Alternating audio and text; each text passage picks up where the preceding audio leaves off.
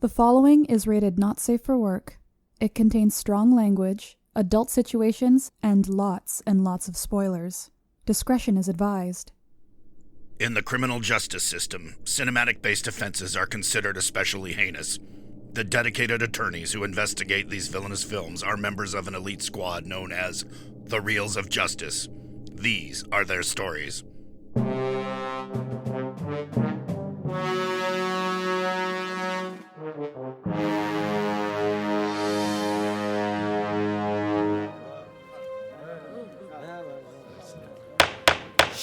Order, please, order. The Reels of Justice is now in session.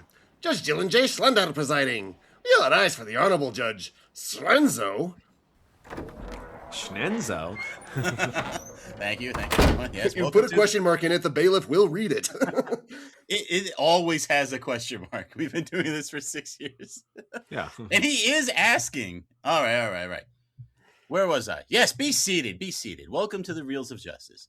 Today we are hearing the case of The People versus Troy, a 2004 action epic that details the Trojan War, beginning with the lovely Helen absconding with Prince Paris and ending with that infamous horse. That's a great word. That is a Ryan Luis Rodriguez word right there. For those of you unfamiliar with our court proceedings, we are here to determine if this film is guilty of being a bad movie. As always in this courtroom, films are to be considered excellent until proven awful, and the burden of proof lies upon the prosecution to prove beyond a shadow of a reasonable doubt that this film is guilty. Mr. Big Ben Haslar, you are representing the prosecution. You may present your opening statement. Jonsson! Oh, there you are. Sorry, I didn't see you there. For my opening statement, I would like to take a page from the Schlender Book of Stratagems, employed in The People versus Rumpelstiltskin, and illustrate to you all how the great Homeric epic The Iliad was what it was and what we're to learn from it.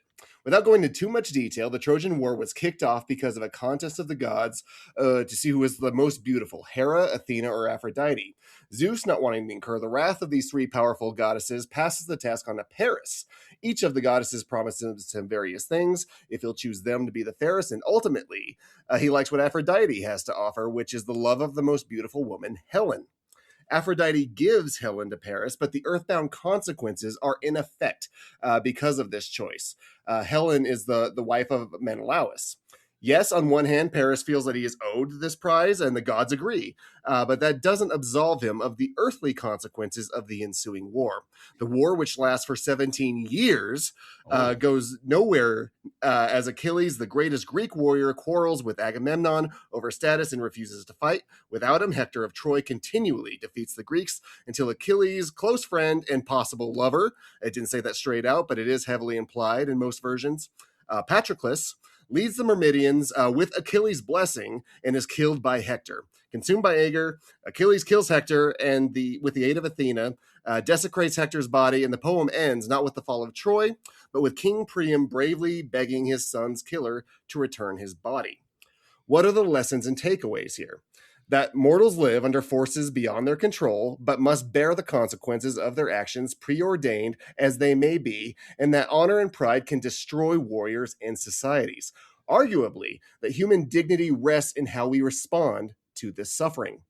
The movie Troy, while taking many different sources to tell the story of the Trojan War, has a very different bastardization of this poem. The gods are removed entirely, and men are alone responsible for the war, primarily Agamemnon being portrayed as more of an imperialist emperor than a commander. Helen and Paris are barely involved, and indeed disappear for large chunks of the story because their affair is just a pretense for this war. Achilles seeks immortality because of his great deeds. Hector is dutiful to his men and his people and chooses to shield Paris from his actions. Lots of fights and duels, lots of characters behaving in one way to make the narrative work, and then suddenly behaving in another. Patroclus fights in Achilles' armor. Hector kills him in fair combat. He answers Achilles' call to a duel and is killed as a result. The body retrieval plays out much the same way. I'll grant the movie that, except it has the very improbable 17 days for all of these events to occur instead of 17 years. The lesson being, imperialism is bad, and that we are the writers of our own demise. The golden apple has indeed fallen very far from the original tree. Instead of a meditation of the human condition in the stream of fates that control us, it is an anti-war, anti-imperialist story with sort of an anti-religion narrative woven in, which is decidedly unhistoric to how these people would have behaved if this had truly happened. And we on the prosecution will endeavor to elucidate further, members of the jury, how the film more specifically fails the poems, the original goals, and also how it fails its own narrative. Thank you. All right, elucidate. Great word, Mr. Haslar. Representing the defense is Mr. Nathaniel Jonsson. Are we still doing that bit? We are now. If you'd like. Yeah. It's a bit. When do bits ever end? Yeah. He's right. Nope, absolutely. I appreciate a long-term bit. It is favored from the gods. Please present your opening statement. Well, it's interesting that Mr. Haslar wants to focus on the historicism and the fantastics of Troy, because Troy, to me, the reason why this film actually works is because it is based on realism.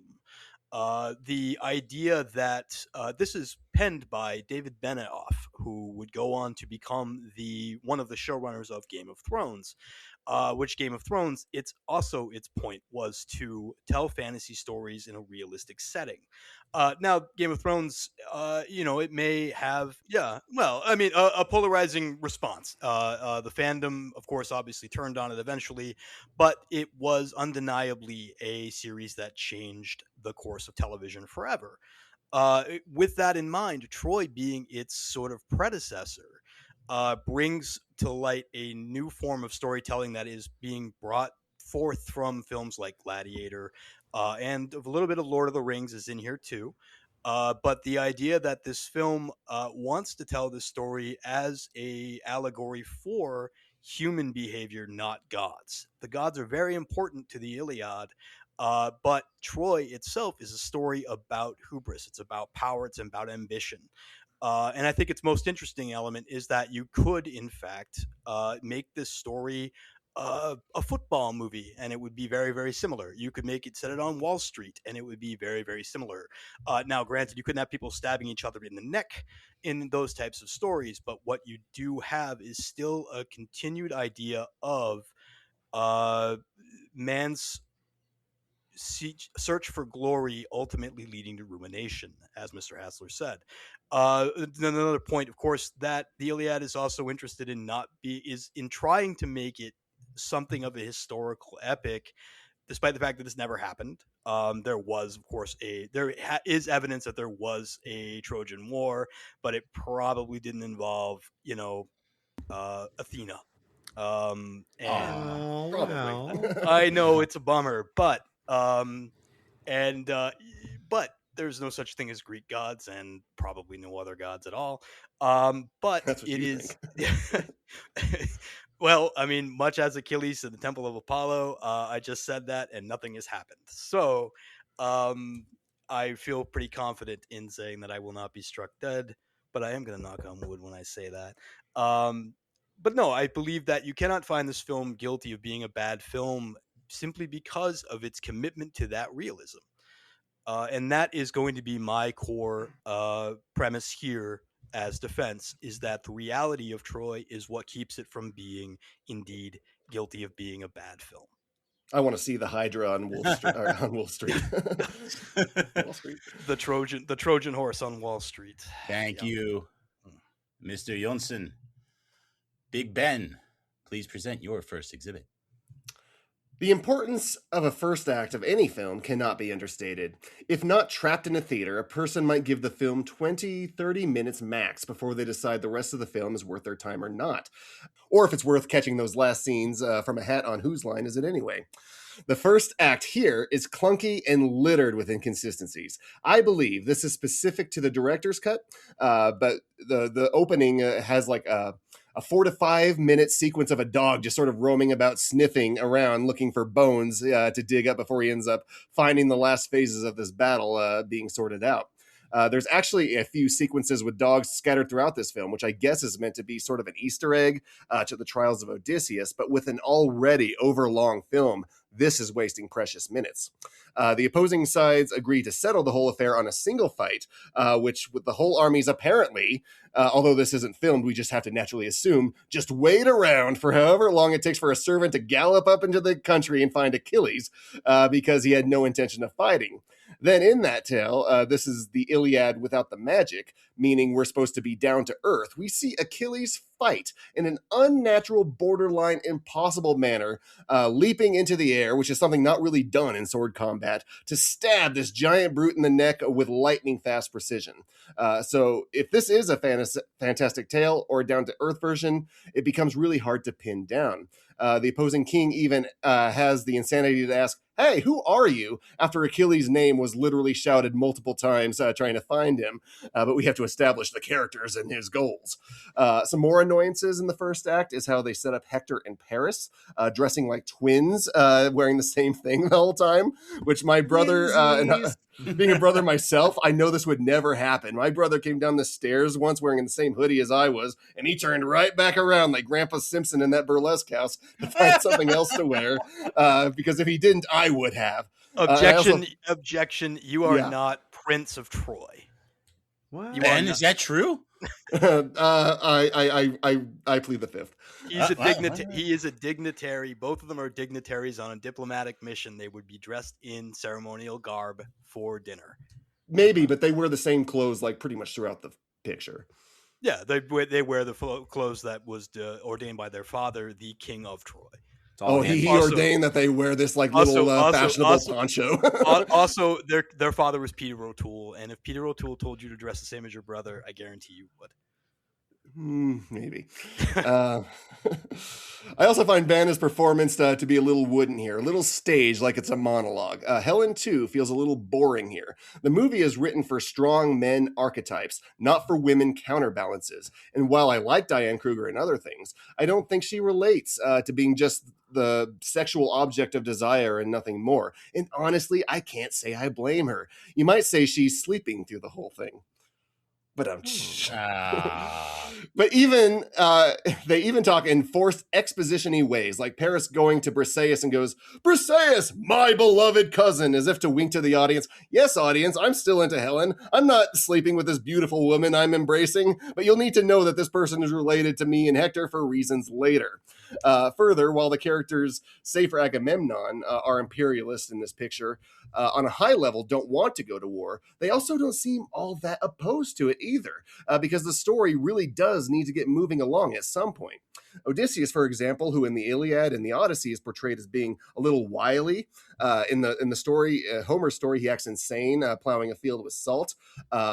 That wouldn't play in this film, so they kind of go with that idea, which is so short and not even impactful, like Yoda pretending not to be Yoda. It works even better than what he does. He's essentially like, "Hey, we're looking for Odysseus." "Well, I'm not Odysseus." "Oh, okay then." "Gosh, y'all are so gullible. Of course I'm Odysseus." Then he turns to and then he in turn convinces Achilles to fight without much effort. Even though it was established that Achilles hates Agamemnon. There's no feeling that the Trojan War is a powder keg about to go off here, no matter the spark. No feeling that Agamemnon has to work and these people are fighting against their wills. It's a first act that fails Homer and fails Wolfgang Peterson, and given the 30 minutes or less test in a film of this length, I think most viewers are to turn it off.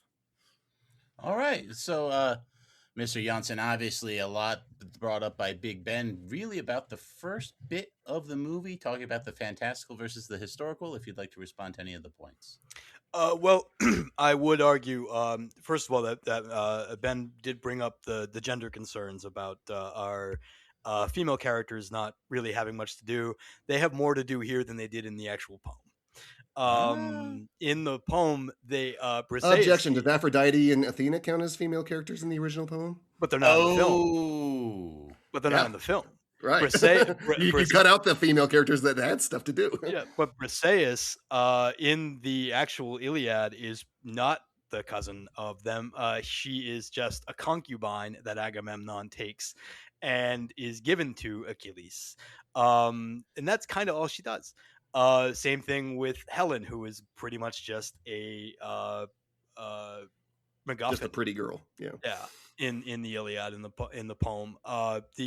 So I think that I would argue that female characters are given a little bit more to do in the film rather than they would be in the poem. Now, however, you are right, the gods are out. But that is key to the film's narrative in the sense that this has to be grounded. This has to be how people act. With the gods, the gods give them a way out. It gives them an excuse. As far as length, I mean, I'll concede that point. We did agree to do the director's cut because that's what we had. And now you go to court with the movie you have, not the movie you go to court with the movie you have. Is it too long? It is. But I don't think that makes it a bad film. But I do think that the first 30 minutes do a fairly good job of actually setting up who our cast is and what their relationship to each other is. And that mostly does involve a wonderful performance by Brian Cox, who I prefer to use his name as a verb. Brian Coxing all over the place. And he is such a ham, but he is such an evil, interesting ham. That he actually makes Achilles all the more. I think anybody that watches can relate to Achilles if they've ever had a shitty boss.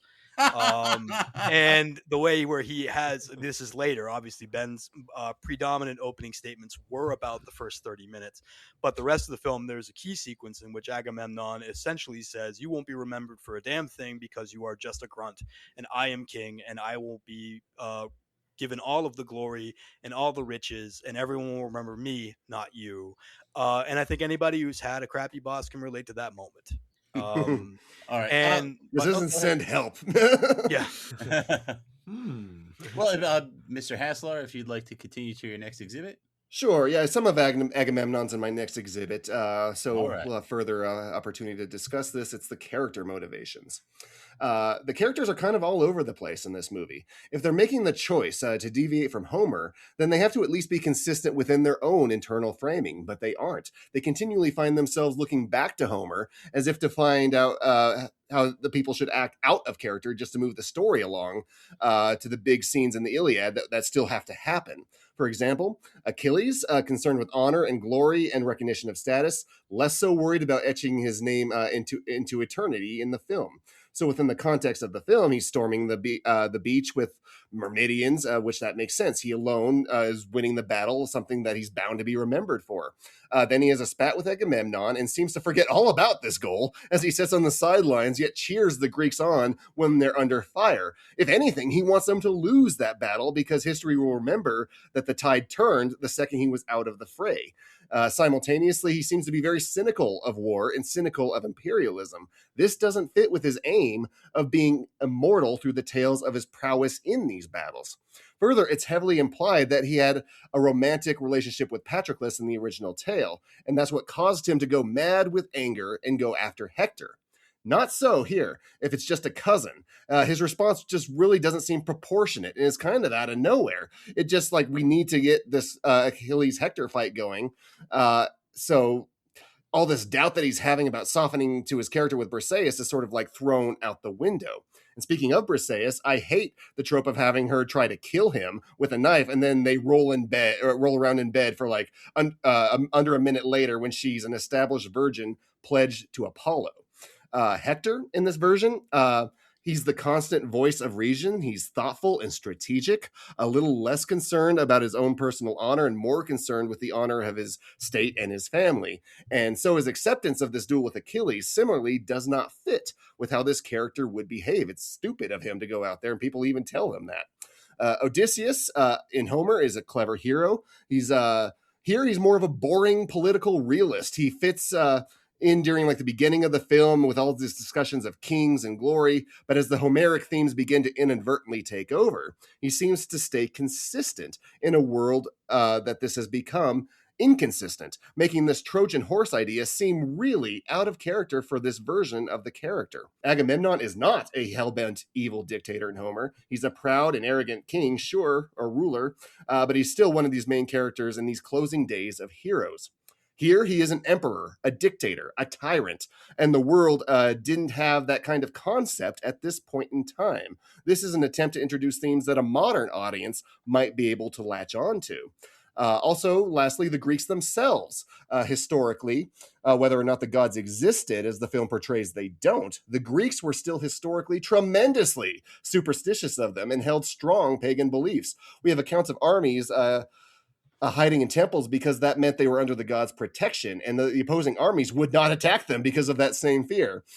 In fact, one account has like an army coming out to negotiate. They tied a cord to themselves and the temple because symbolically that meant they might still be under that god's protection. They simply smart. Yeah, they simply would not behave this way here. This would absolutely be praying to this or that god for strength and protection, and not treating the whole thing as to the side like they do here. If Achilles did behead the statue of Apollo, literally everyone around him would be like, "Oh, you done did it now, boy. In fact, I might want to back away from you just in case I get smote for standing too close to you and the god's wrath that'll be raining down on you any second now." I also find it interesting that the filmmakers would introduce this kind of atheistic narrative in a film where they also decide to tone down the bisexual nature of Achilles to placate some more conservative viewers. So the motivations are another example of failing both Homer and Peterson's vision. It just doesn't work either way you cut it. All right, Mr. Jonsson, I'd like to respond to that, especially, I mean, that is kind of the elephant in the room here. Where are the gods? What's going on here? Well, it's a lot of the conversation Ben is having here is based on the idea that this film is failing Homer, I guess, in order to placate a modern audience, but the modern audience is who's here to watch it, which seems a little strange to actually argue that it should be more faithful to Homer and not a modern audience. At the end of the day, yes, this film is a modern film, and as a result, it does have to appeal to a modern audience. As far as the more specific concepts of what Ben was talking about, what he seems to be arguing about with Achilles is objecting to his character arc within this narrative. And also to point out, and we'll tie all this in together, but Hector, also he says Hector's fight with Achilles doesn't make any sense. First of all, with the Patroclus, they do establish that while not his bisexual lover, as he is implied to be in the poem, although, again, the key word here is implication. There is no specific statement. We just know the Greeks were Greeks, and which is fine. And we all love the Greeks for that. But in this case, they do firmly establish Patroclus is his ward. Patroclus's parents are dead. Therefore, it is Achilles' responsibility to raise him and take care of him. And so the idea that Patroclus disobeys him and goes out and fights Hector and gets himself killed makes him see red because he's failed for the first time in his life. Achilles has never failed at anything. This is the entire point of that narrative. And what that is the modern translation of what it is to be invincible. Achilles was dipped in, I believe it was ambrosia, by Athena to make him the river Styx. It might have been. I mean, it depends on versions. I think it's the river Styx. That's what I think that sounds right as well. Maybe he was double dipped. But Achilles picks a double dipped. Order in my court, please. Athena does dip him by his ankles into the pool, or the river Styx or what have you, to make him literally invulnerable. It's the proper baby handling technique. They translate that in a modern film to be he just doesn't lose. He is that good. He does not fail. So Patroclus dying the way he does is a failure. It's the first failure Achilles has ever dealt with, possibly in his entire life. That does make him see red. And then calling out Hector. Objection. I'm not sure that's true, because Agamemnon takes Briseis, and he just sort of lets that happen. That would also be sort of a failure, would it not?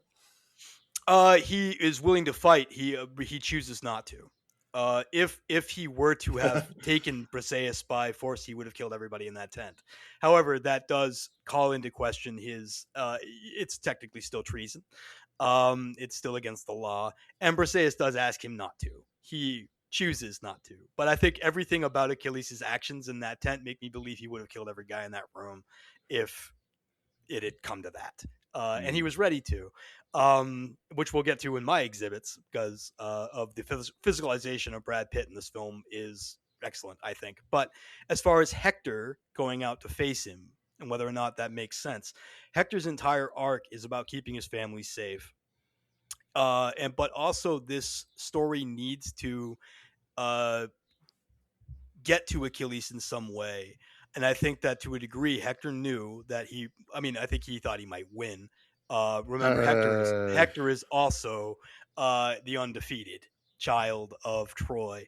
But my argument would be that Hector's death is the action that sets Achilles on the path to realizing that something is more important than glory than victory, which is, again, a very human, very realistic concept for a modern audience, is for Achilles to choose to not want to fight for glory, but fight for Briseis, fight for love.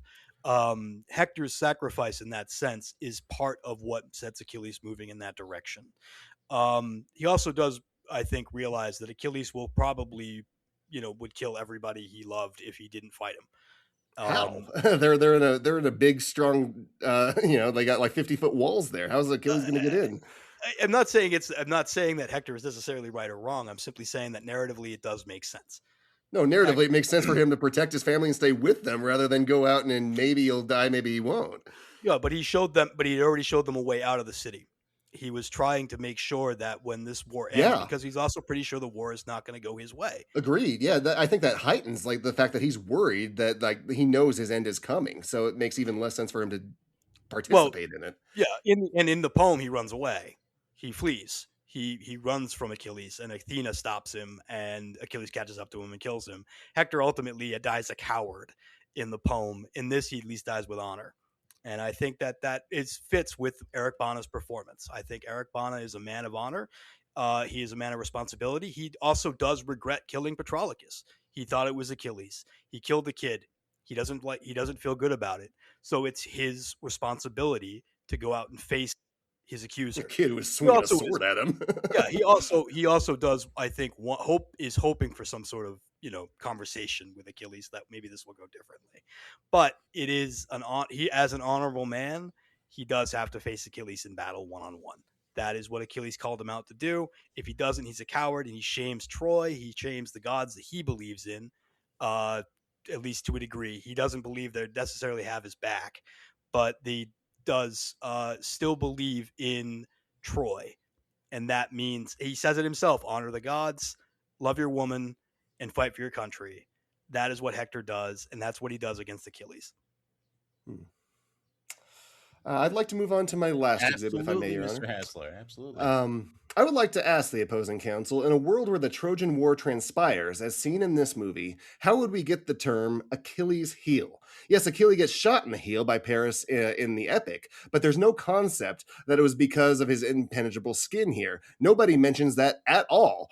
Even if it weren't true, the characters would all have to believe that he were dunked in something that made him invincible. Otherwise, it would just say he got shot with an arrow, which he does. I actually kind of like the line where he says, well, then I wouldn't bother with the shield then, would I? As a strong subversion to Homer. But if this character wants to have a legend spoken through the ages, he would want to lean into this invincible narrative.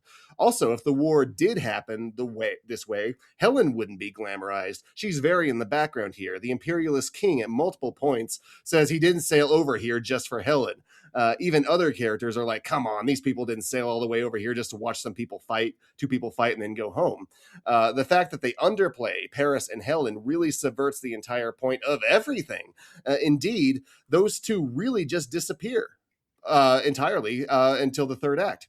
I would also like to point out to the jury that this list of who was in the Trojan's horse in the original play: Odysseus, the film's okay there. Menelaus, who was killed earlier in the film instead of Agamemnon, he's the one in the horse. Neoptolemus, Achilles' son, sir, not appearing in this picture. Ajax, who died earlier in the film, and a handful of others. I would also like to put special emphasis on Menelaus, as it makes sense for him to be in the horse. Helen is his wife. Agamemnon, the king, a little less so. He already demonstrated he likes to sit back and have others do the fighting for him. Who isn't in the horse in the original stories? Achilles. He was dead by this point. So when you consider that these guys, it really shows how off the rails the story has gotten because of the changes that they made, and that the resulting poem wouldn't be told the way that it is. Also, there are no coins in this era. The first coins were minted around 600 BCE. There were no llamas in ancient Greece, since that would be imported into Troy via the backlot filmings of Mexico. And on that, the prosecution will rest. All right. Thank you, Mr. Haslar. Mr. Jonsson, you can present any exhibits you have in defense of the film. Well, I would first point out Achilles is not in the Trojan horse in Troy. He is by himself. He runs into the city after the horse trap is set. He decides he doesn't want anything to do with it after Priam comes and begs him to release his son's body. He then runs into the city to find Briseis when he realizes that he actually does care about something other than glory and honor. My main argument here, I will begin with my exhibits here. I wanted to reemphasize the idea of, in response to Ben, I will also point out that, again, this is a film for a modern audience. It is not for people who have read epic poems by Homer. I think people that have read epic poems by Homer can still enjoy it, and I think that is the reason for the shot in the ankle. It's in the heel, rather. I think that is meant to be ostensibly an Easter egg. If you know the story, and some of it you almost certainly do, as a result of just being in an English class at some point in your life, a literature class, I should probably say. English class being learning the English language, but in a literature class, yes. I wasn't good at English. It was really my Achilles heel. Oh, boo. Get out. Get out of here. I move for a mistrial just on that by itself. I grant it. I second the motion. I second the I motion. step in for the judge and I grant it, goddammit. We're calling early today. All right. Good job, guys. But I would say that, but generally speaking, you probably know at least some of the story of the Iliad and the Trojan War. And one of those things that you probably know, your grandmother knows, the Achilles heel. They know the Trojan horse. I think that I give them credit for even remembering Odysseus was in there, to be honest with you, because I think that is an element of the story that is there to remind us that this is coming from something. At the end of the day, Troy, I think, is much more interested in conveying its imperialist conversation way more than it is in trying to adapt the Iliad in any sort of way that is accurate. I don't think that they're that interested in it. I don't think the script is. I don't think Wolfgang Petersen is that interested in it. I don't think the cast is that interested in it. I think they realize it's a way to tell a story that is going to resonate with a modern audience at a time in 2004. Bush is president. George, I don't think he had been voted out yet at that point. No, he was still in there. It was his second term. Did they vote him out? No. Or did it just end? Yeah, he term limited out. Yeah, he did term limit out, right. I misspoke. You're thinking of his father. Yeah. Yes, his father did vote him out. That's right. Yeah. Yeah. But no new taxes my ass. Yeah. But, order to the court. But the idea that that this film is about reality and about and is meant to convey a certain type of story to a certain type of audience, and that is a broad audience that is not going to be particularly familiar with the poem, but the poem still needs to matter in some way for the people that do care about the poem. And I think that they do a pretty good job of balancing that. They balance that through the sense of reality. Agamemnon being because there's also plenty of other inconsistencies. I mean, Agamemnon and Menelaus both survive in the poem. Everybody lives except pretty much Hector and Achilles, who are both fated to die in the battle. That is also not brought up in the film, to Mr. Haslar's point. It's not brought up in the film because it doesn't matter. The gods don't apply here. Fate does not apply here. This is about what people do without an excuse from high above of what the celestial beings are pushing them to do. And I think that we see that in Agamemnon's ambition to become essentially the ruler of the world. He wants it all, and he's willing to do whatever it takes to get it.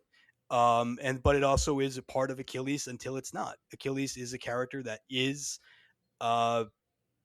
undergoing a personal evolution throughout this film from a man who doesn't care about anything except winning as many fights as he can so that he can be famous and remembered forever because it's the only thing he's good at. There's a whole point in Briseis, him and having a conversation with Briseis in which they talk about, she says, if killing is the only thing you're good at, then I weep for you. And that type is stuff that gets through to him. That's why he's not killing Agamemnon in his tent, is because he knows that he's starting to understand that maybe he cares about something more than winning. He maybe that, or at least something else to fight for. Hector is willing to die for his country, but even though he does have his problems with the country, he has his problems with the short-sightedness of placing military strategy on godhood. As they point out, the major inciting incident is Achilles damaging the Temple of Apollo, and nothing happening, because nothing happens in real life if you desecrate a church. But if you were to actually plan a military attack around the idea, it's I saw a bird that had a snake in its claw, you would call that person crazy, but certainly wouldn't let them lead an attack. But yeah, that's kind of my first one, is that commitment to reality is what drives this film, and that requires some divergence from the source material, and that would be the end of my first exhibit. All right, Mr. Haslar, you kind of touched on some of that in your argumentation. Anything you'd like to address from the specifics that Mr. Jonsson just brought up? Yeah, you do say that it is about reality, but this is not historically accurate at all. Like, it doesn't. They would have believed in the gods, whether or not the gods existed. So this doesn't play. It'd be like telling like the story of Moses instead of having God there. Like, at least he would believe in such God. So to just sort of have like the religion absent entirely, except to sort of be mocked at, does not ring true for the year 3000, 2000 BC. That the film supposedly takes place in. I mean, if you wanted to tell the story about imperialism, then you can like make a movie about Alexander the Great or something like that. Don't try and cram it into the Trojan War, because the story beats that you then force yourself into don't match the story that you're telling. But we understand what the gods represent in Troy, not what they are, but what they represent. Much as in the same way that, again, this is allegorical for now, not an historical documentation of what happened in 2000 BC. It is meant to be an allegory for what is happening at the time in, let's face it, the United States for the most part, but also in about American imperialism. And therefore the gods and what they represent in this narrative is an old-fashioned concept that does not actually play into anything, but there are a lot of people that think it really does. But the reality that this film is presenting is, this is all about man doing shitty things to one another, and what they might say it's due to their faith, but in reality there is no God. There is just people doing terrible things to each other, and then they justify it however they want to. All right, Mr. Jonsson, if you'd like to move on to your next point. Sure. I wanted to talk about some more specific ways in which the reality is presented, and a lot of that does owe to Wolfgang Petersen's direction. I think this film looks amazing. I'm going to go into that direction and talk about the costuming, the set design. There's never a point in this film where I don't buy it. I believe that we are watching. Yes, it's fantastic, but I totally buy the sets. I totally buy the costumes. I noted earlier, Brad Pitt's physicalization in combat is the type of thing I would expect Achilles to be doing. Is it sometimes overwrought and a little silly? Does he do Superman punches like Roman Reigns? Yes, he does. Hey, it works for Roman. And it does work for Achilles. It works for Brad Pitt. They both do the spear too. Yeah. And yes, they do. In a manner of speaking. But in fact, Agamemnon even says, "I'd rather be speared than," and all I could think of was Roman Reigns spearing him through that throne. Acknowledge him. Acknowledge him. What you guys are talking about. Yeah, but the viewers at home get it, Ben, the right people will understand the reference. But my point is that there's a lot of pageantry here, and there's a lot of really good craft. Now I might even argue that sometimes the reality gets a little bit carried away. I think that the actual sacking of Troy is a bit too much for my tastes. I'm a little bit grossed out by it. And viewers at home, if you're going to watch the extended director's cut, be aware there is some really gnarly stuff in the last 15 minutes or so of the film. I didn't know But those babies could bounce so high. right, they throw a couple Drugs. babies around, and it's a bit rough. And there's a couple of sexual assaults, and that's a bit rough. But it does look to me, where I'm like, yep, that's probably what it looks like to sack a city. That all of this reality is, and again, like I said, Game of Thrones ultimately became a bit of a stretch for a lot of people for the same reasons. But there is a sense of reality being a very harsh thing. And I think that all of it, the construction of the film really hammers that home in a way that makes it very believable, and I think makes it very relatable, and I think in a way that makes it very occasional, at least occasionally entertaining, occasionally enough to make it not guilty. And that would be the end of my second exhibit. All right. Mr. Haslar, if you have a rejoinder. If not, we can move on to your next exhibit, Mr. Jonsson. Yes, Mr. Jonsson says the film looks beautiful, and it sure should, because it had a budget of 185 million. But because of like various, the reach extended outreach their grasp, because there were storms that happened. They actually had to build like the facade of Troy twice because a storm reached it out. So the budget actually ballooned to like 235 million. Like almost like 1.575 what the original budget. So that money should be on the screen, and I'm glad that it is. But the fact that they like really tried to make such a grand scale for such a large budget, they may have overshot themselves a bit here. All right. And your third exhibit, Mr. Nathaniel Jonsson. I'm going to talk a little bit again in the sense of redirecting into the film's strengths. From a structural perspective, I'm going to talk about, I think Eric Bana might be giving one of the best performances of his career here. He's a fan. Yeah. I'm not necessarily a fan of Eric Bana in most of the films I've seen him in. And so this film, I think he does a really great job of playing Hector as a man of honor. And the idea that Troy is set up to be kind of the more heroic of the pair. Which I think we want to have in 2004 as we are, bombing the Middle East. And I think now we watch the film now, and I think we feel the same way, that in many ways we want to root for the defensive. And I think Eric Bana allows us to do that. He also did, Mr. Haslar did also mention that Paris disappears from most of the narrative. And I think that there's a reason for that. I think that Paris is meant to be another character who undergoes a personal sense of evolution. I think there's a lot of that in this film. He does not necessarily evolution. Evolution would be like a third arm, but I mean, like he undergoes character development. In that he was a bit of a coward. He's a bit of he's a bit selfish. Certainly to the point of, outright telling his brother, I would never do anything to damage Troy. And then the next day they're on a boat and he goes, by the way, I did something to damage Troy. Do you still love me? And the guy's like, I guess I have to. And I think all of that is, again, in the sense of reality. It is a sense of relatability to a modern audience, that we can get behind this story and understand it. We can root for Hector. And that's a lot because of Eric Bana.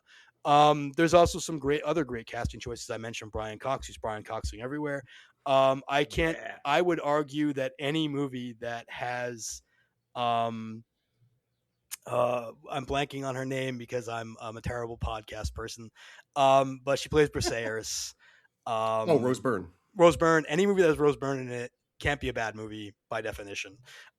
She's wonderful, and I think she's great in this movie. But and so I would say that there's some great casting to go along with a very lavish and very, very fascinating and involving physicalization of a film. I think that it's big, it's bold, it's brash, but I think it is effective, and therefore I would say that would be my third. Is that there's great casting to go along with great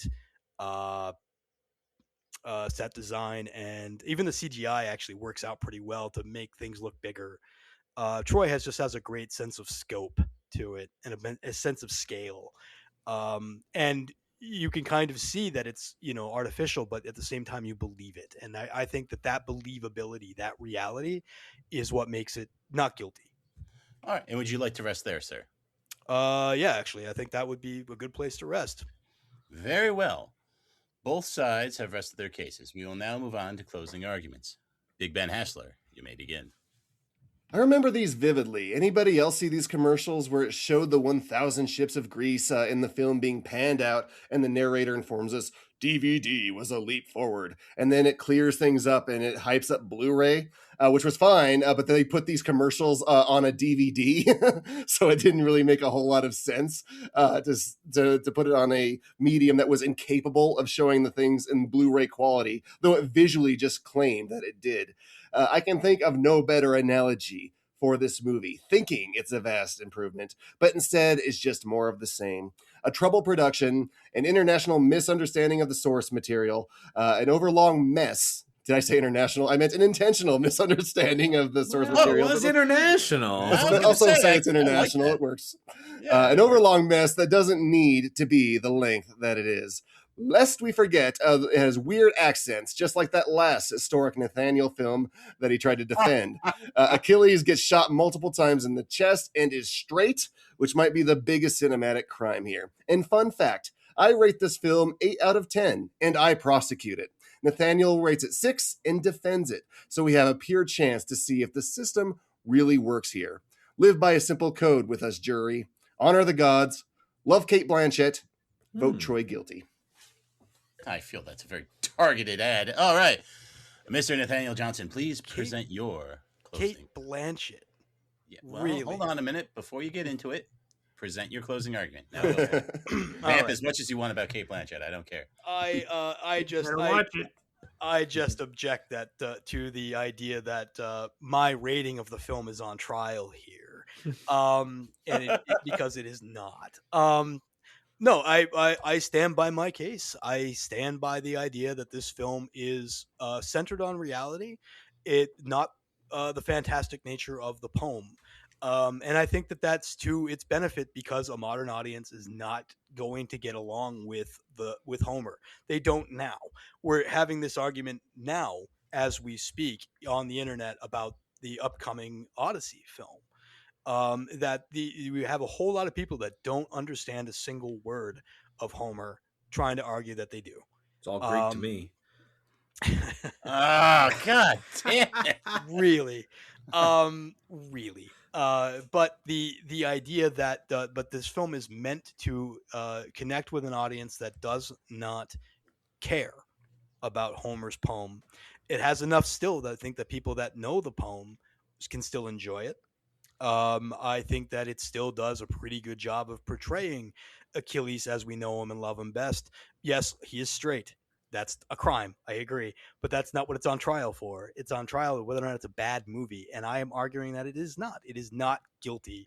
It is no more guilty of being a bad film than Cate Blanchett's film Carol would be guilty of a bad movie. This is a obscene amount of Cate Blanchett. This is by erasure. We are going off screen. We're going after one juror in particular here.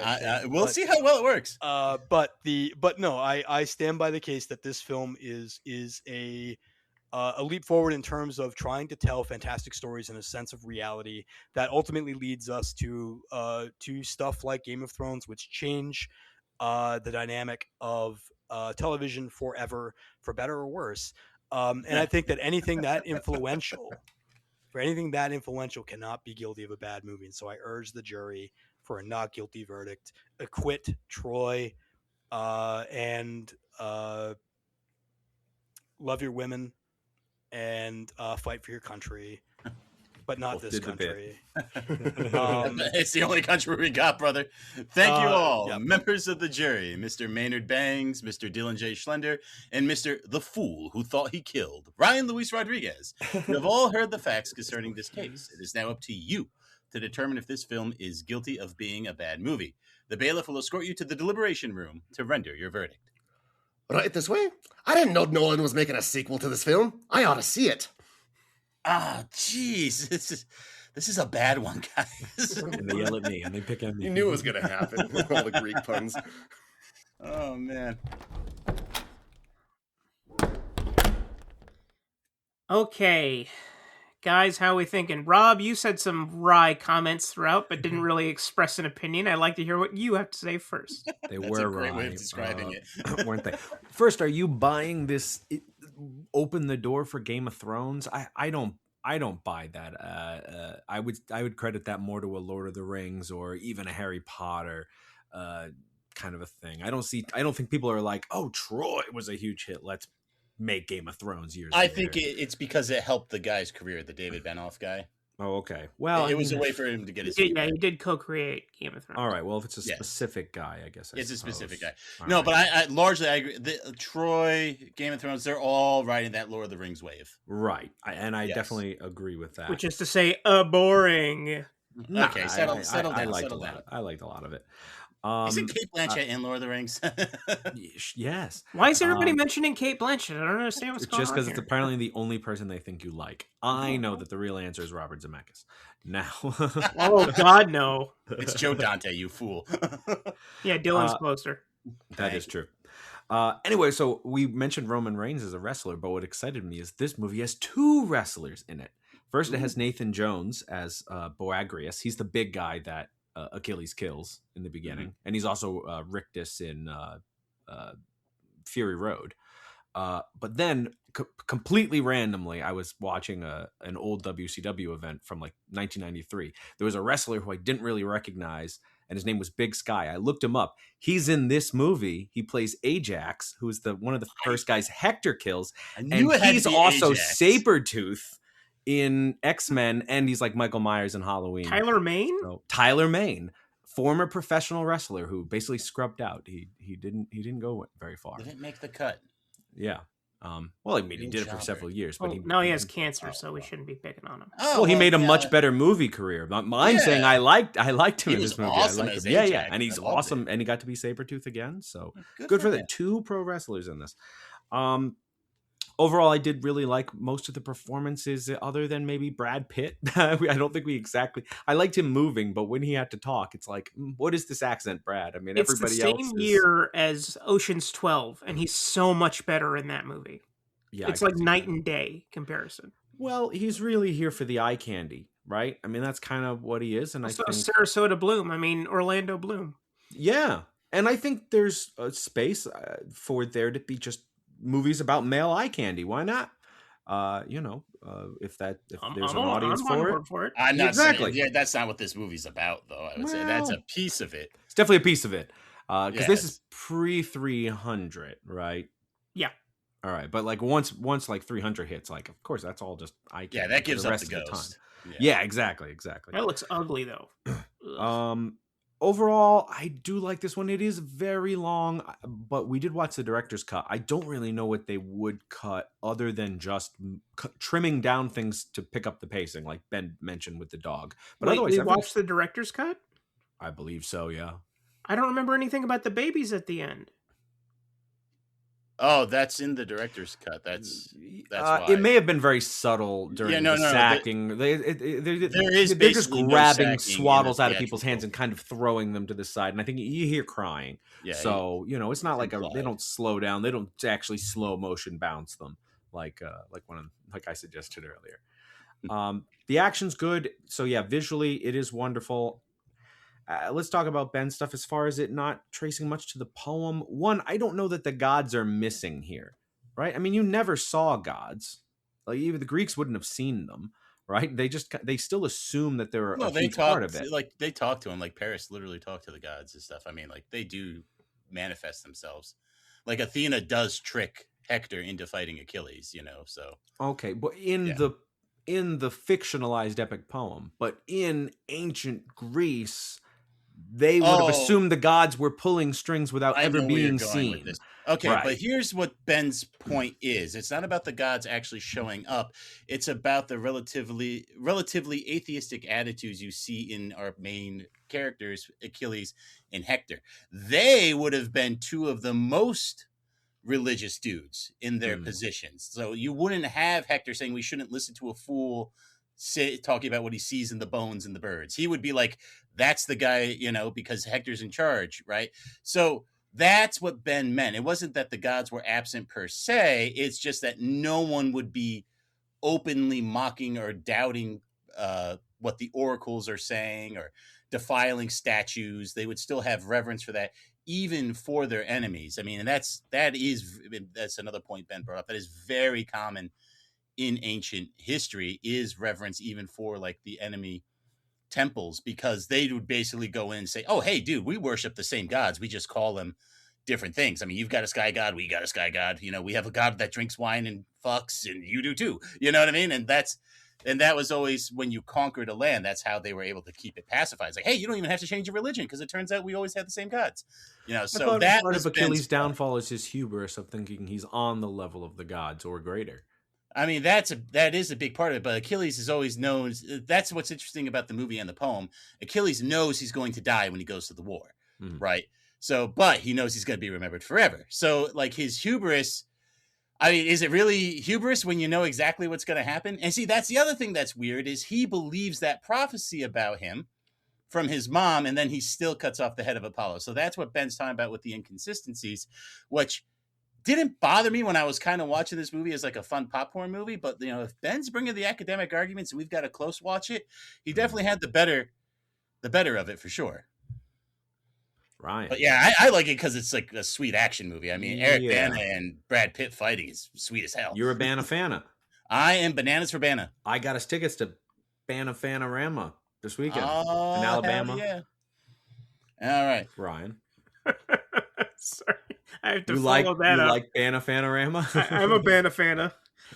You're a bona fide Bana-Fana? I am bona fide, baby. Ooh.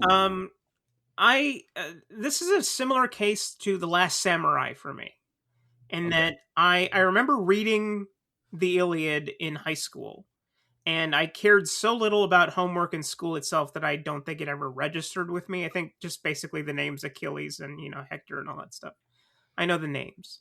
But, you know, it's coming from Wolfgang Petersen, who, like Edward Zwick, is the master of the 3-star classic. And I love the scope of it. I love the scale of it. I don't care how accurate it is. I don't care about the role of gods, because there is no god. Who cares? But then you get great actors like, as Nathaniel mentioned, Brian Cox, McDonald's spokesman Brian Cox, just coxing it up. Playing all of us in our biopic. Our best working theatrical actor currently today. Peter O'Toole, I think this was his last movie, if I remember correctly. And there's his last big movie for sure. Just the visual process of it, just the tremendous sound design for the one-on-one fights. It just makes me think, like, this must have been such a pain in the ass to make. Like, when those fireballs come out, I'm like, that was not cheap. They're not phoning this shit in. They are delivering what they're promising. I have to wonder how they did that, like, even for the movie, because I just don't know if it would work. I think that like dry brush would burn so fast it would collapse and cease being rollable. I don't think they did a Mythbusters on it, but they should have. And then my last point is that Sean Bean survives. So there's that. Guilty. There's the twist. Dylan?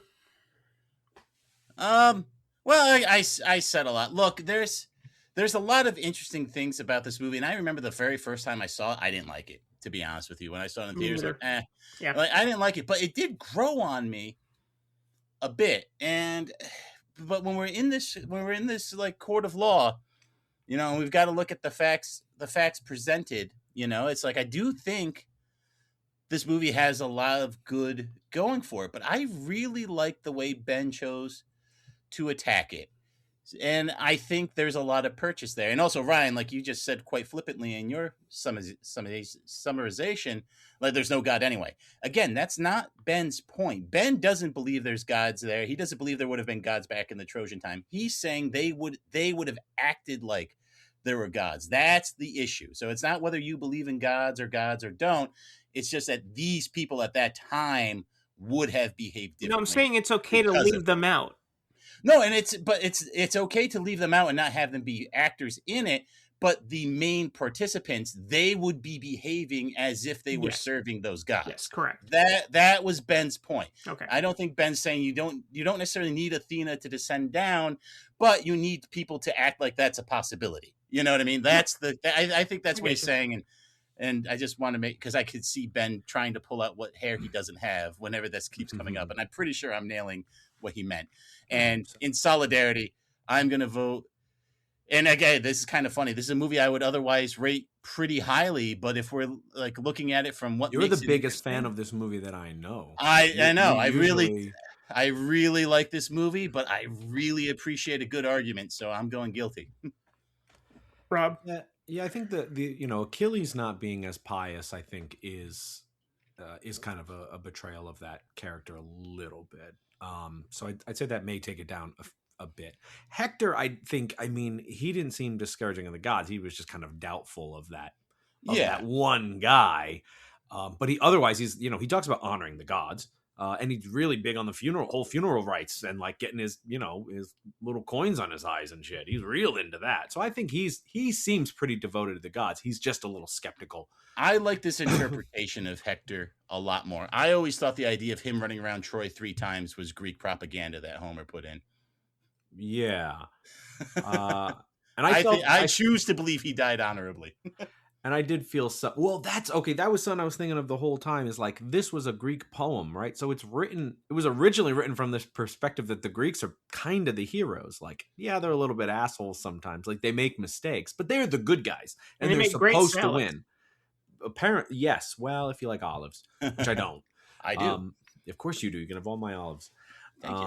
A whole can. Why do you have a can of olives? You don't like olives. Keep going. So this movie kind of instead is trying to kind of make the Trojans as the heroes, and it's like, well, they went and stole someone's wife. That wasn't all that nice, first off, and they have plenty of opportunity to turn around and make it up until it's too late. But they're still they're made to be sympathetic, I think. Yes, you're talking about the Chestertonian interpretation of Hector, because he's a brave, noble. Chesterton said he's the first knight archetype that we have in Western civilization, which I think is very interesting, because Hector, he does start looking better in the grand scheme of history than Achilles. And this movie is really a culmination of that. It's very fascinating. Yeah, so I thought it was an interesting perspective that this was told that I think would be very different from the original poem. But otherwise, it does have great action. It has great sets, So I think we can kind of have a discussion about some of its choices in maybe theology and representation. But I don't know if it's enough to sink it all the way down. Might be a little bit too long too, but we did watch that damn director's cut, which is over 3 hours. But yeah, definitely know what you're getting into. I'm gonna go. I only watched a 2-hour and 40-minute version. So that's the theatrical one. Yeah, that's what I got. That's what I was sent. And so you got the Josh Groban song at the end, though. Josh Groban. Look, I'm not gonna sit here and pretend that I care, because I don't. This is about the Trojan War. Okay, they have a horse. That's all I know, and that they name condoms after him. I know that too. So I really got to stick with who I think made the more persuasive argument. And I'm going to have to go with Nathaniel on this one. So this is a not guilty from me. So let's go tell that very handsome judge.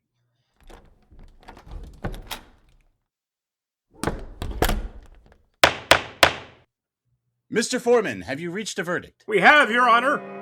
In the case of The People versus Troy, we find the defendant not guilty of being a bad movie. Yeah. All right. Order. Put away your swords and shields and arrows and ninja stars. The verdict is so rendered. Troy is free to go. And as a token of our esteem, please accept this wooden replica of Ryan Luis Rodriguez that is certainly not hollow and certainly not bailiff-sized. Court is adjourned.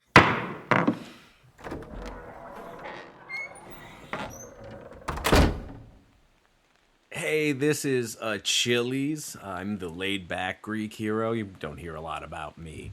Reporting to you live outside from the Reels of Justice. Nathaniel Jonsson, why don't you tell us what you thought about the jury's verdict? Well, I'm pleased, as I always am when I win. But I do want to say that Ben did a really wonderful job in prosecuting it, and I know that couldn't have been easy for him because he likes this movie more than I do. And so I'm pleased that the court found it not guilty, as Ryan did put it in the jury room. It is a 3-star film, in my opinion. It is a 3-star classic, and I love 3-star classics. I am a huge fan of middle-of-the-road movies that lead to great discussions like the one we had today, so I'm very pleased. Awesome, cool. I would fight you, but only my heel got dipped in ambrosia, or the river Styx, or a combination of both. Double dip. You dipped your heel in a white cake? As was the style at the time. It's a Greek thing. You wouldn't understand. I think Big they Ben, paid why good don't you money tell for us that what on you OnlyFans. thought of the jury's verdict? This is how we win. This is how we get the proper film record established in this court. We take the opposite stance what we want, because that evil jury can like tell what we really want and they'll go the other way. So this is how we do it. But no, the better film won, and also the better defender. I think Nathaniel hit all the good points of this film very well, and I just sort of took a weird historic deep dive because those are interesting, and I hope people found that interesting to listen to as well. It was the Schlender strategy, and it didn't work like it normally does. All right, you mind if I hit you with my sword a little? Ow!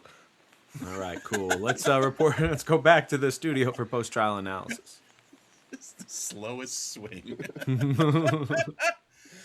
Oh, that was good, Ben. I like the tact you took on that one. It made it, because it's really a movie that doesn't want you to think that hard, and then when you do start thinking about it, you're like, wait a minute. No, all that ancient history is just so interesting. I've been like doing great courses and stuff. It's just such an interesting topic. Yeah, it's good stuff, man. Yeah, no, Helen of Troy was pretty interesting. I thought it was interesting to have like several men be more beautiful than Helen of Troy in this movie. I think that says more about you, Maynard, than the movie. No. It's objectively they're more beautiful.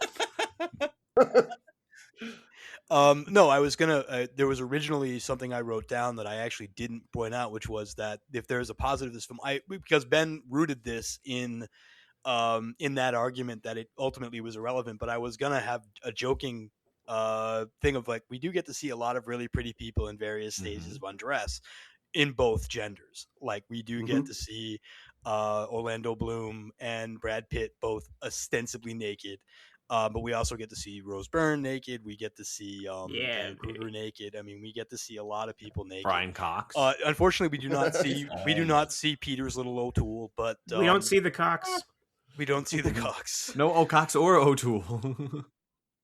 What's been keeping you busy, Nathaniel? What have you been up to? Mostly just obviously in real life getting over COVID, and there I was relocated to a spare apartment due to a house fire. So I mean, there's been a lot of fun stuff going on with me. But other than that, mostly I watch movies and I work. But luckily I love watching movies, so that works out. Yeah. So but yeah, do you want me to do my recommendation?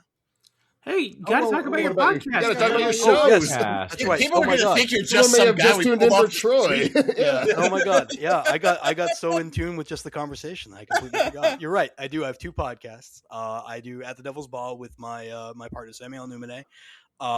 Great guy. Highly recommend him for your show at some point.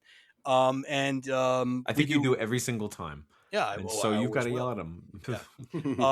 But it's a horror podcast predominantly. We do horror films in a positive and constructive manner.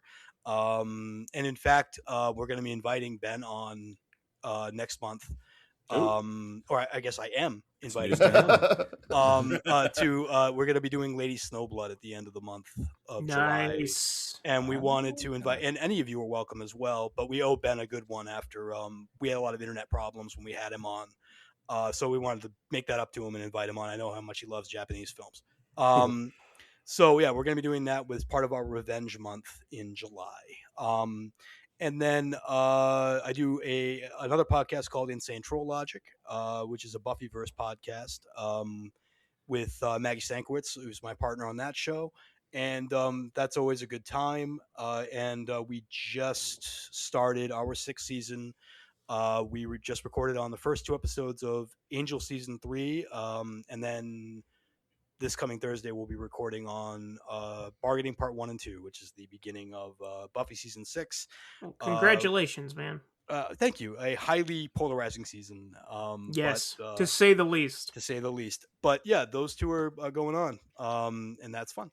So how many shows are in the Buffyverse? 2. Oh, There was going to be 3, but they never ended up making it. Yeah, there was close. and how to many 2 different- movies? Just the one. But it doesn't Oh. count. But it It's doesn't not count. canon. Yeah, it's Oh, not okay. canon. All right. Events in it are repeated Loosely in the repeated. series, but they're Yeah. from a different perspective. From the vampire's perspective. No, No, they just kind of say some of the stuff kind of sort of happened, but Yeah. not really. it's kind of like the Incredible Hulk and the Avengers. And It didn't kind of one happened, the but guys- it didn't really happen. Yeah. Since we dated this show so bad, didn't one of the guys recently pass from Buffy? Yes, Anthony Stewart Head, Yeah. Giles. He was going to be the star of the 3rd show that was going to be part of the BBC. That was one of the spin-offs they were talking about doing. Yeah, was Ripper with Anthony Stewart Head. Quiet, as they put it, Giles quietly solving ghost stories in England. I would watch the shit I out would of watch that. the shit out of that. There was another spin-off that was being talked about that was going to star Faith and Spike. And then there Ooh. was a couple that were rumored, but I think they were mostly just internet nonsense. But the 2 that I remember coming from an actual official perspective was Ripper and the Spike Faith one. I would love Spike and Faith. Oh man. Yeah, they talk about it on the audio commentary of one of the season 7 episodes in which Drew Goddard talks about how they had a scene written between Spike and Faith specifically to set up a dynamic because they wanted to do a spinoff, but that spinoff never materialized, allegedly due to Eliza Dushku wanting to do True Calling. Oh, that was a good choice on her part. That was a good choice on her part, but which it was not. But that is an ironic statement. But yeah, allegedly she didn't want to do it. So, but yeah. Now I no, know how there's Ben just- feels when we talk about Roman Reigns. Wait, Ben? What, you think Ben likes Roman Reigns? You think Oh, I do? Buffy? I don't think Ryan knows who Roman Reigns is either. No, you shouldn't. He's really overrated. You're He's right, Ryan. super overrated. Yeah. Kevin That's Owens why is I don't much know better. him. Yeah, I don't Good feel bad choice, now. Ryan. Now we always ask for recommendations from our guests for movies you think people should see. So Nathaniel, now what is your Gotcha. recommendation? Actually, the other day I rewatched a film I haven't watched since I think I was 17, which is Miracle Mile. It is an apocalyptic romance, I think is the best way to put it, in which a jazz musician meets a diner waitress. They fall in love. He's supposed to meet her at midnight. When she gets off work, there's a power outage. He's late, and he inadvertently answers a phone call in which he is told the bombs are dropping in an hour, and he must fight his way across the city to find the girl and get her to safety before the world ends. And it is told largely in real time once the phone call happens. And so it's a wonderfully intense movie that illustrates quite well how fast society falls apart. But also, and here's your maybe this is your quote for your recommendations of justice. Don't live in my head. Miracle Mile will make you ask the question, who do you want to spend your last moments on Earth with? It is that type of movie. And it is it's very brief. It's actually very short. It's like 87 minutes. And beautiful looking. It's beautiful looking. It's a Cold War after hours. Yeah. Yes, that's a great way to put it. It's very. Ooh, we're going to use that as the quote on your poster now. It will go. It will go. It would You go say great. it, Nathaniel. Say it.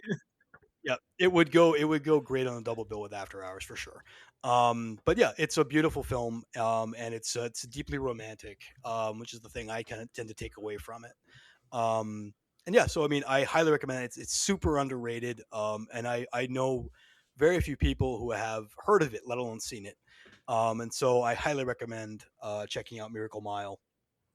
I believe it's on since you Canopy. recommended it here, I could guarantee there's one guy who's going to watch it at least. So. Shout out to our boy Adam. I'm sure there's a whole crew of people that watch those movies. The numbers are ticking But one up. at least. At least, yeah. Yeah, but Adam at least lets me know. That's true. He's the only one that tells you. Not me. I That's found out cool. like 2 days ago. I was like, wait a second, he's quoting my Letterboxd reviews? Oh, that's weird. Good for No, him. they're the recommendations we of justice appreciate from the Letterboxd from the list that we have up. Right. Yes, which everyone could check out because Ben keeps it curated under his Letterboxd account. And for speaking of Big recommendations. Ben, Link in he's the show gonna notes. give us his recommendation. You heard it earlier first. Apparently, it's known I love Japanese films. So today's J-Horror Heckobendation is a 4K Blu-ray I picked up during the recent Criterion sale, 1979's Demon Pond. Based on a popular stage play, and even starring a famed kabuki actor, Bando Tamasaburo, who is known for playing female roles, and as indeed he does in this film. Demon Pond is kind of a Qui-Gon cautionary world of spirits, but told in a modern setting. And by modern, I mean the 1930s. A school teacher goes on an expedition to the far mountains near the old Echizen province and comes across a town starved by drought and the superstition that the only lake nearby houses a dragon. A dragon that has been placated for centuries by the ritual ringing of a bell. Superstition holds that if the bell were to stop being sounded every day, the dragon would wake up and the whole area would be flooded. He also finds his old colleague. He also finds an old colleague of his who disappeared years prior and has assumed this role of ringing the bell after possibly being bewitched by a sorceress that he is taking on as his wife. It's about here that knowing it's based on a stage play will help you out as the world of yokai begins bleeding into reality. I don't know if it's that this latter half will play for Western audiences who don't appreciate folktales or theater, but it's here that strong Qui-Gon vibes begin to be felt as the spirits debate what to do when the school teacher attempts to extricate his friend from the bewitched old town. Maybe not my favorite film of the genre, but certainly worth a watch and looks stunning in that 4K transfer, as I'm sure my colleague, Mr. Rodriguez over here, can attest. Yes, I can. Yay, there it is. And it's a film that has gained and continues to gain a strong cult status, and deservedly so. People in Japanese folklore, they're always marrying sorceresses and ghosts and stuff. And what am I doing in my life? Know it. They don't always dress like crabs, and that's that's the weird part. It's kind of like Bewitched, though. They find out after the fact. You're Durwood. Anyway, Durwood, why don't you give us your recommendation? Very good. So, much like tonight's movie, I'm recommending a movie that eschews some history to make for more compelling action, and that's Prisoner of War from 2025, starring none other than Scott Adkins as a British pilot who was downed in the Philippines during World War II. Now, I know what you're thinking, Ryan. There were no British pilots in the Philippines during World War II, to which I say, hush now, let the movie happen. Well, there was at least one till then. He's immediately taken prisoner, as the title would suggest, but I'll have you know, not only does this movie play fast and loose with the facts, it plays fast and loose with their fists, because he has to keep fighting until the commandant of the camp ultimately will fight him himself. Some strong Ip Man vibes there. It ends up being a pretty cool spectacle. Again, you're really just here for the actions of the fights. Don't look too deeply into the history. You'll just be scratching your head. I don't think it's streaming on Tubi yet, but it should be. Right about now. I'm not watching that. You should. It's sweet as hell. Well, maybe. But instead, I watched my recommendation, which is another film based on mythology, released in the same era, and it also happens to feature Brendan Gleeson, funnily enough. It's 2007's Beowulf. Inspired by the Old English epic poem, it follows the story of the hero Beowulf, who uses his talents for monster slaying to parlay himself into a rather cushy position as king. It's good to be king. Or is it? Kind of, yeah. Now, I had not seen this before, or if I did, I barely remembered anything, besides a few smudgy-looking frames of the face of Angelina Jolie. So, I didn't expect Why are they smudgy, I wonder? Right. Got him. I didn't expect this entire thing to be rendered in this Polar Express style motion capture CGI slop that wavers between looking like Pixar from hell and a PS3 cutscene. Ironically, Angelina Jolie may be the one who winds up looking the best out of everyone. And I'd have to ask director Robert Zemeckis how he felt this particular medium contributed to the presentation of an ancient epic poem, especially about Vikings. Why not use older techniques rather than the latest technological fad? There's nothing done here that couldn't be done in live action, maybe with elements of cell animation or, dare I be so bold, stop motion, like the great mythological films of the past, Jason the Argonauts, Seven Voyages of Sinbad.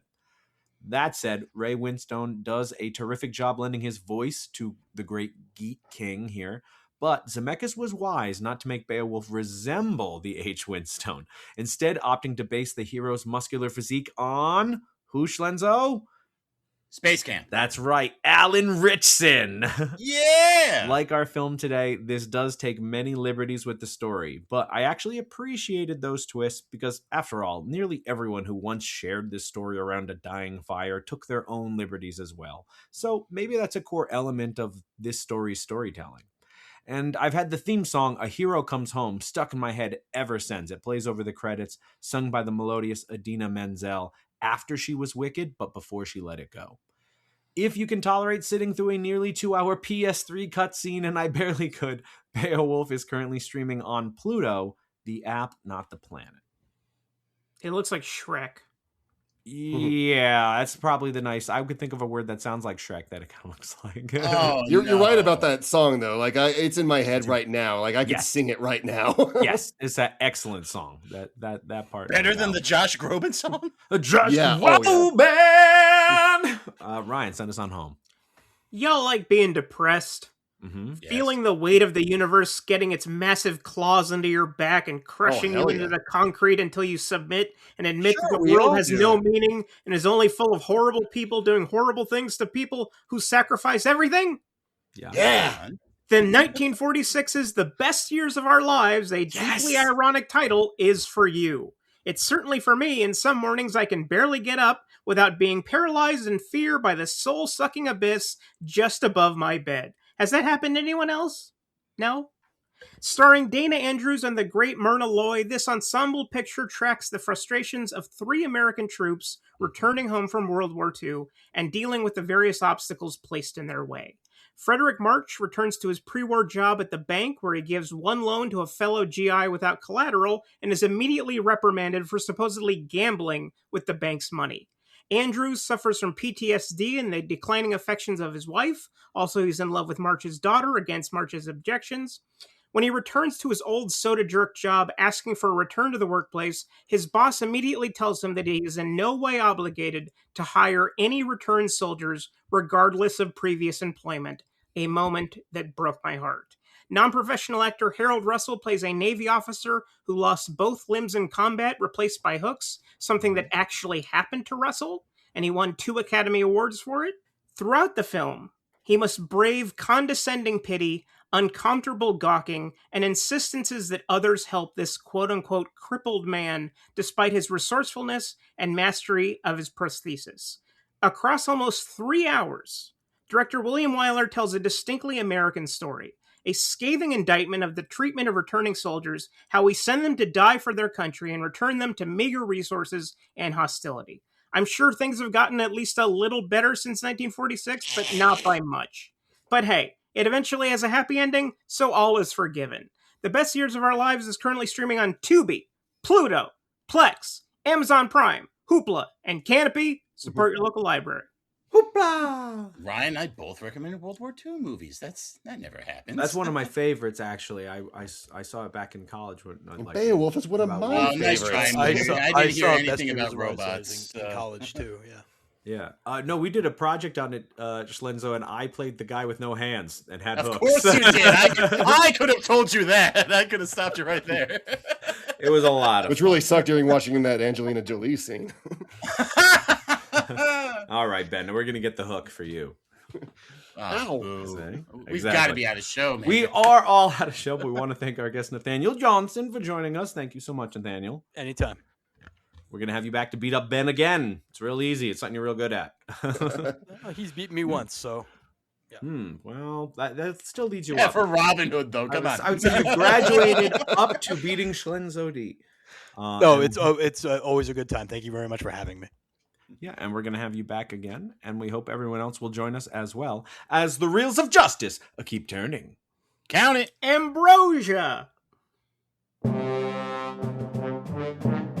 Please follow us on Twitter at Reels of Justice, Instagram Reels of Justice, and Facebook.com/Reels of Justice.